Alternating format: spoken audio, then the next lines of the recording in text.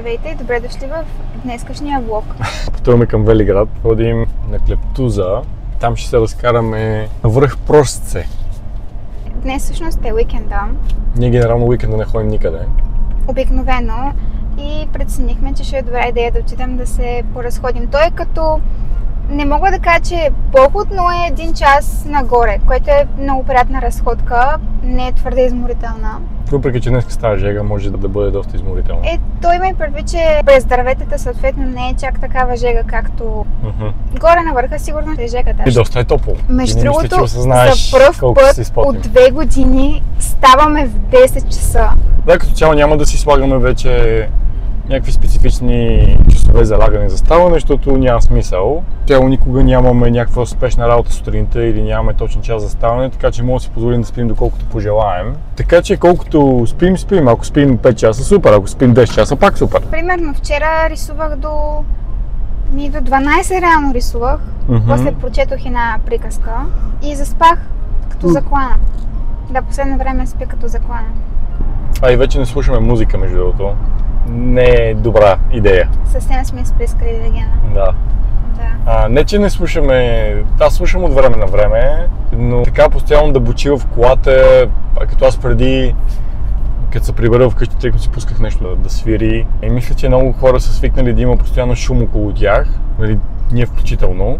Сега като вече 3 седмици, 1 месец. Не, от известно време не си пускаме музика, просто все по-рядко си пускаме да слушаме каквото и да е. Преди винаги, ако е примерно дълго пътуване, подкасти и така нататък, това няма нищо лошо, просто сега сме на различна вълна.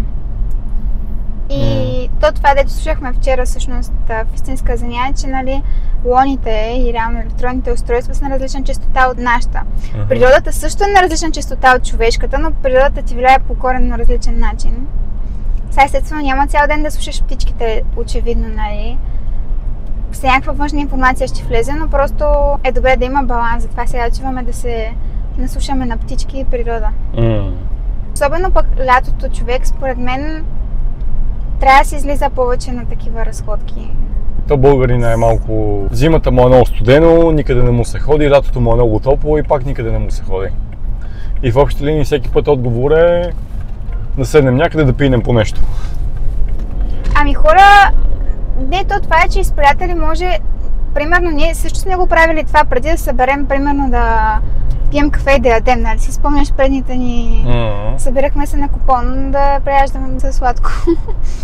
Сега излизаме с такива... Ние всъщност последния път, като бяхме на Велинград, бяхме с приятели и си взехме продукти и си направихме сандвичи горе, като се качихме. И беше изключително приятно. То пак се говори същите неща, няма нищо лошо, ама просто като има и малко движение, доста по-различно се усеща след като си се видял с тия хора. Пристигнахме на местността в Велинград. Вече катерим върха.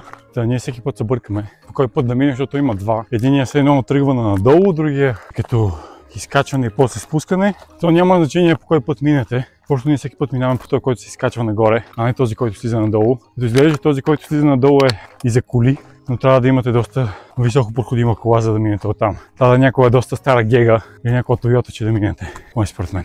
Абе, не е лесно да се изкачиш. Особено вчера, след като ядох малко повече. Понеже това трябва да е енергия уж, ама ми тежи просто. И сега снимаме с телефона, защото искаме да взимаме камерата тук и сме само с по една вода. И обаче с пухната чантичка на похода. Значи, вътре точно ми се побира тефтерчето, химикалка, телефона, портмонето, вода и по принцип още нещо мога да взема.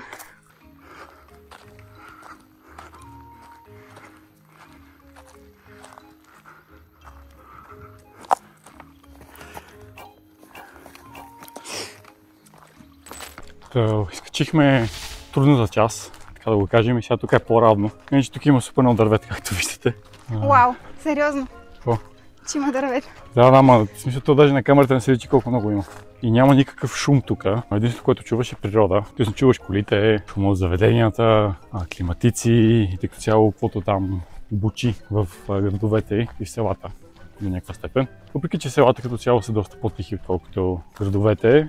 Но, например, на моето село пък има много кучета. Това е нещо, което не разбирам. Защо хората си взимат куче, затварят го в клетка, слагат му синджир и го оставят там да лая по цял ден? Това просто не е редно. Ние имаме котки, които уж може живеят в апартамента без никакъв проблем и са окей, и пак се опитваме да ги извеждаме и да ги разкарваме, а представям си куче да стои затворено по цял ден. Ние затова не сме си взели куче, защото не мисля, че е много добра идея да го гледаш в апартамент. Но като цяло тишината е много лечебна. Това е някакво вековно дърво, което е огромно. Височината е 20 метра, високата му е 6 метра. И тук пише на колко години има се изтрило. И 3 цифрено число, мисля, че. Да, то беше на 300 или 400 години, нещо такова. Нещо такова, да. Да, като цяло дървото е огромно. В смисъл, не мисля, че мога да прецените колко е голямо. Силно ви препоръчвам да дойдете на живо да го видите. Изкачването е половин час, ако ходите бързо като мен. Около 1 час, ако вървите нормално.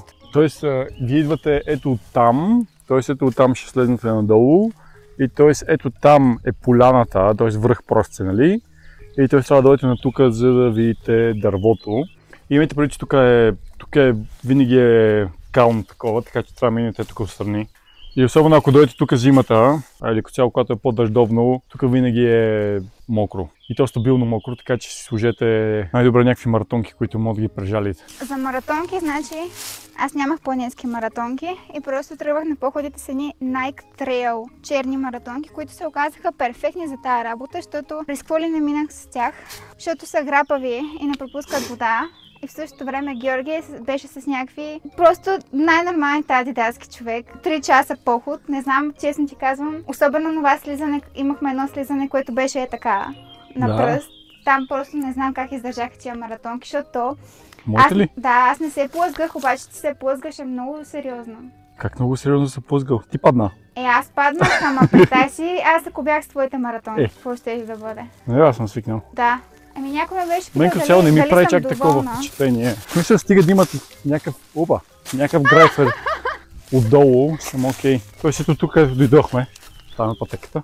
И ето тук е кално лекичко.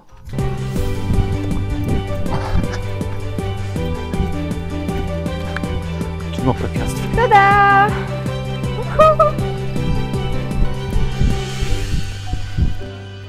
Както виждате, там има някакви други растения, тук има просто трева. Как си е различно е.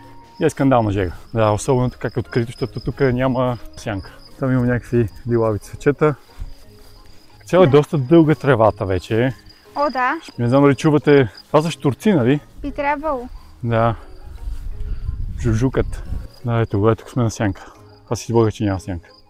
Първият път, като идвах, тук беше по-студено и тревата беше на нивото на глезените и беше супер. Но по друга страна не беше толкова топло, колкото сега. Не, тогава беше, мисля, че най-добре, защото аз идвах тук кога? Началото на април. Да, ами на мен лично не ми е кой знае колко топло. Да, сега не е чак толкова топло, да. Ама ако постоим тук на слънце ще...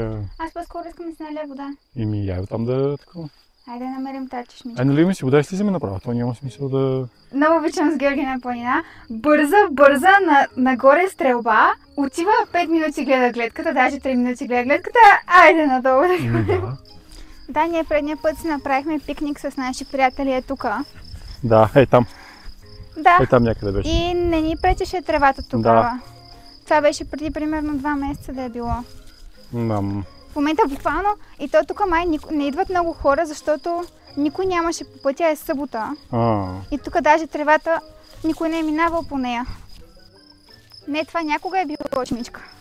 Те умра от жажда 30 минути. Аз като цяло подозираш и това ще се случи, но... Аз от една страна не взимам много вода, за да не пикая през 5 минути, но от друга страна аз пък ако не пия вода ме боли главата. Тъй че ли ми се пикае или ме боли главата, общо взето е положението с мене. Или ти седе? Значи вижте, последните няколко дена ям като тебе почти. 2 дена. Последните 2 дена сериозна промяна има в мене. Но да не казвам голяма дума, нали? Да.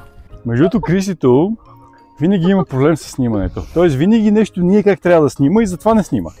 Тоест не може да снима с телефона, имаме брошки за телефона. Взехме отделна камера, има голяма камера, има няколко чифта микрофони. Значи, ако от сега не качва, никога няма да кача. Значи хора, нападнете ми в коментарите да кача, напишете Криси качи повече видеа и доста ще ме мотивирате.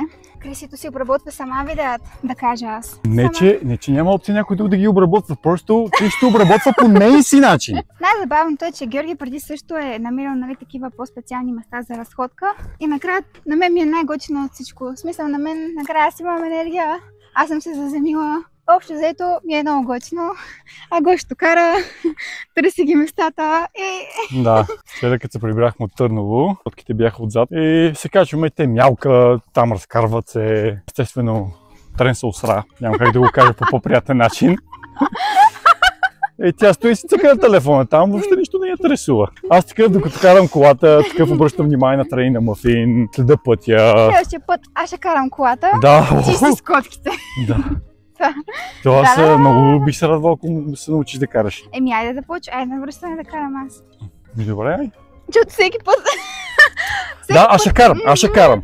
Идем на поход и направо едвам слезне после от похода. Ще караш ли? О, не. Окей, те слезнахме. Тук в началото на самата пътека, какво се води, се намира Параклиса Свети Илия, като до него има светилище. Но сега ще ви покажем светилището да видите за какво става въпрос. От тук реално започва пътеката за изкачване нагоре. И ето тук е светилището и там по-надолу е Параклиса. Това е светилището. Да ви дали ще мога да ви го снимам по-добре. Има едно бал там. Това е тук. Опа, ето го. Светилище на бесите. Клептуза. Да, ето го. Да.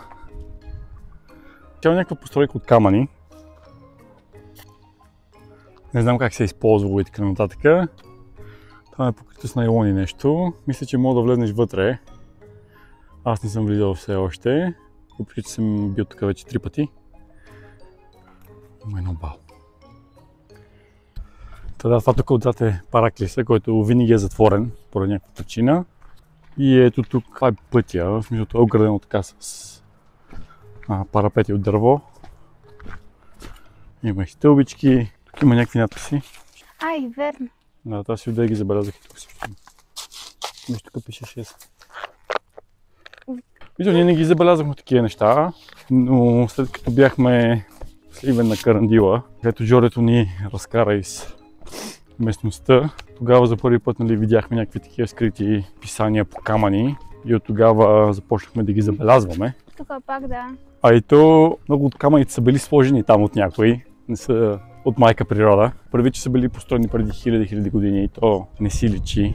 И гледа се едно, че просто камъка е там натурално. Той не е. Ако искате да посетите мястото, напишете Свети Илия в Велинград и той ще ви доведе до един паркинг. Има едно заведение и реално до заведението е пътя нагоре. То се води парк Клептуза, мисля, че така беше името. И просто питайте, ако не може да се опътите, просто питайте местните, те ще ви кажат на къде тръгнете, че да посетите мястото.